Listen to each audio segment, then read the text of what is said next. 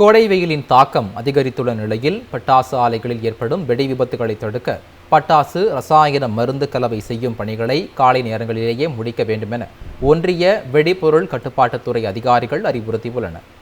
பட்டாசு தயாரிப்பதற்காக பயன்படுத்தப்படும் potassium nitrate, sulphur, sodium oxide உள்ளிட்ட ரசாயன மூலப்பொருட்களை வைத்து மணி மருந்து முனை மருந்து கலவை செய்யும் பணிகள் வழக்கமாக அதிகாலையில் துவங்கி நண்பகல் வரையில் நடைபெறும்.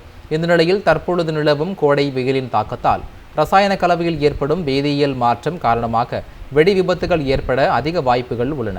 எனவே பட்டாசு ஆலைகளில் ஏற்படும் வெடி விபத்துகளை தவிர்க்க மிகவும் அபாயகரமான ரசாயன கலவை பணிகளை அதிகாலை 6 மணிக்கு துவங்கி காலை 10 மணிக்குள் முடிக்க வேண்டுமென பட்டாசு ஆலை நிர்வாகங்களுக்கு ஒன்றிய வெடிபொருள் கட்டுப்பாட்டுத்துறை அதிகாரிகள் அறிவுறுத்தியுள்ளனர். மேலும் தொழிலாளர் மிகவும் எச்சரிக்கையுடன் இருக்க வேண்டும் என்றும் அதிகாரிகள் கேட்டுக்கொண்டுள்ளனர். கோடை வெயிலின் தாக்கம் அதிகரித்துள்ள நிலையில் பட்டாசு ஆலைகளில் ஏற்படும் வெடி விபத்துகளை தடுக்க பட்டாசு ரசாயன மருந்து கலவை செய்யும் பணிகளை காலை நேரங்களிலேயே முடிக்க வேண்டுமென ஒன்றிய வெடிபொருள் கட்டுப்பாட்டுத்துறை அதிகாரிகள் அறிவுறுத்தியுள்ளனர்.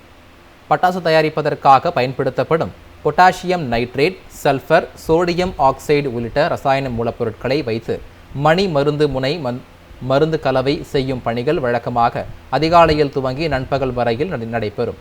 இந்த நிலையில் தற்பொழுது நிலவும் கோடை வெயிலின் தாக்கத்தால் ரசாயன கலவையில் ஏற்படும் வேதியியல் மாற்றம் காரணமாக வெடி விபத்துகள் ஏற்பட அதிக வாய்ப்புகள் உள்ளன. எனவே பட்டாசு ஆலைகளில் ஏற்படும் வெடி விபத்துகளை தவிர்க்க மிகவும் அபாயகரமான ரசாயன கலவை பணிகளை அதிகாலை 6 மணிக்கு துவங்கி காலை 10 மணிக்குள் முடிக்க வேண்டுமென பட்டாசு ஆலை நிர்வாகங்களுக்கு ஒன்றிய வெடிபொருள் கட்டுப்பாட்டுத்துறை அதிகாரிகள் அறிவுறுத்தியுள்ளனர். மேலும் தொழிலாளர் மிகவும் எச்சரிக்கையுடன் இருக்க வேண்டும் என்றும் அதிகாரிகள் கேட்டுக்கொண்டுள்ளனர்.